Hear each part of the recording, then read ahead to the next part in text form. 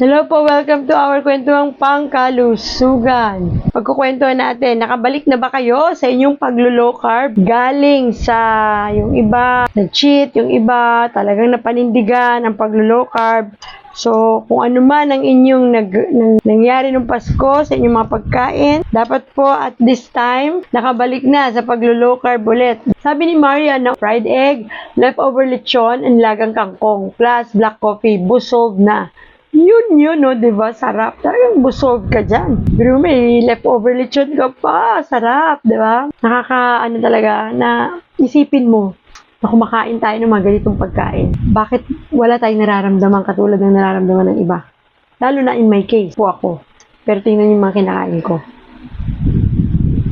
Purong baboy, may taba pa. Lechon ang kinain ko noong December 24 ng gabi. Di ba? Magtataka ka nangyari. Bakit walang effect? Bakit walang pagtaas ng BP? Walang pagkahilo? Kasi nga, walang kasabay na kalaban. Walang kalaban eh.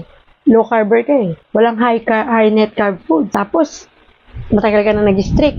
At ang insulin mo, normal, maganda. Maaring meron pa ng resistance pero hindi na kasing tindi nung dati. Dahil unti-unti na siya nagsusubside dahil nga strict low carb ka na. Kaya po, lagi titingnan nyo kapag nag-low carb kayo, long term. Huwag nyo tingnan to ngayon. Tingnan mo ang future nito sa buhay mo. Para malakas ka habang tumatanda. Gumaganda ang kalusugan habang tumatanda. Yung edad lang ang tumataas. Pero yung pangangatawan mo, gumaganda, lumalakas, sumisigla ka.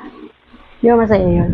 Hindi po ako titigil ng kakapaalala sa inyo hanggang mag-New Year na naman para po wag na tayong madapa at wag na tayong muli pang magkamali ng mindset. So, napaka-importante ng mindset. Alam mo, kapag well-informed ka about low carb, pag nakikita mo yung mga nag-high carb, kung paano silang kumain, alam mo sa totoo lang, ikaw talaga yung natatakot for them. Lalo na pag alam mo na may mga edad na rin sila, tapos ganun pa rin yung way of eating nila, nakakalungkot.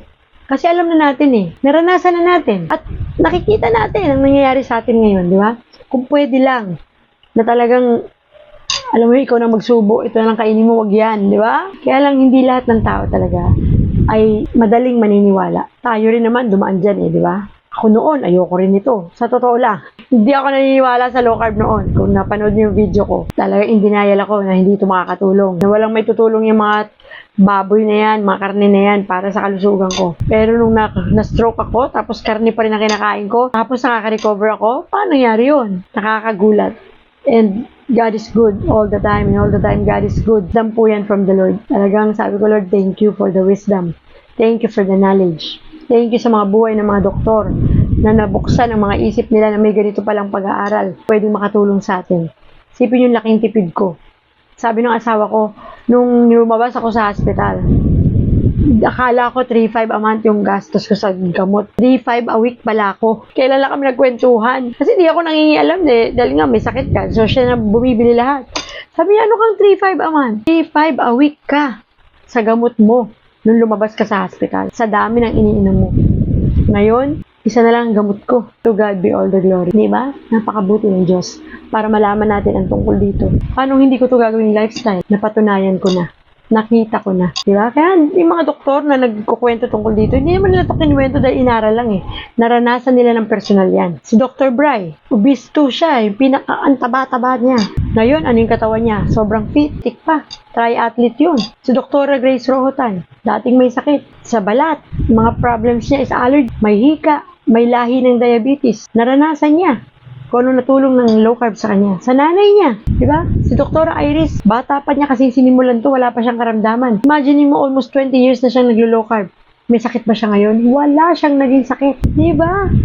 So, ako, bakit hindi natin ito ipapamalita? Kwento natin.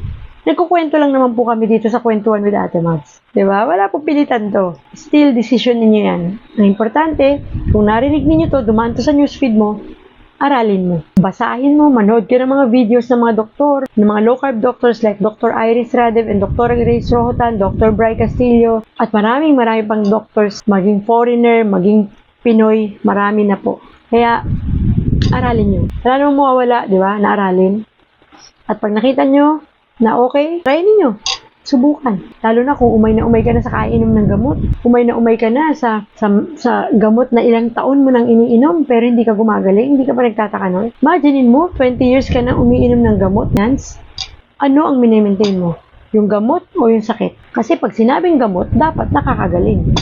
Di ba? So, I hope nakatulong po ang kwentuhan natin ito para mabuksan ang ating mga isipan. Pero I'm not saying ka dapat uminom ng gamot. Huwag mo lang pangarapin na habang buhay mo yung iinumin.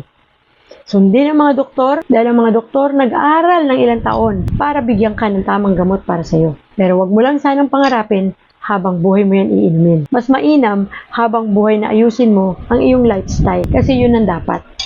Para dumating ang panahon, gumaling ka sa iyong karamdaman at hindi ka naiinom ng gamot na iniinom mo ngayon dahil na-reverse na ito sa tamang pagkain. Okay? So I hope natulungan ko kayo sa kakaunting oras na nagkausap tayo, konting additions na naibahagi ko sa inyo, galing po yan sa mga doktor na inaral din natin. Kay Dr. Iris Radev and Dr. Grace Rotan, Dr. Bry, sa mga doktor pang napanood natin sa YouTube. At nag-aral po tayo ng masterclass kay Dr. Grace Rota. So maraming salamat po and God bless po sa inyong lahat. Magkita-kita po tayong muli for another kwentuhang pangkalusugan. Dito lang po yan sa Kwentuhan with Ate Mavs.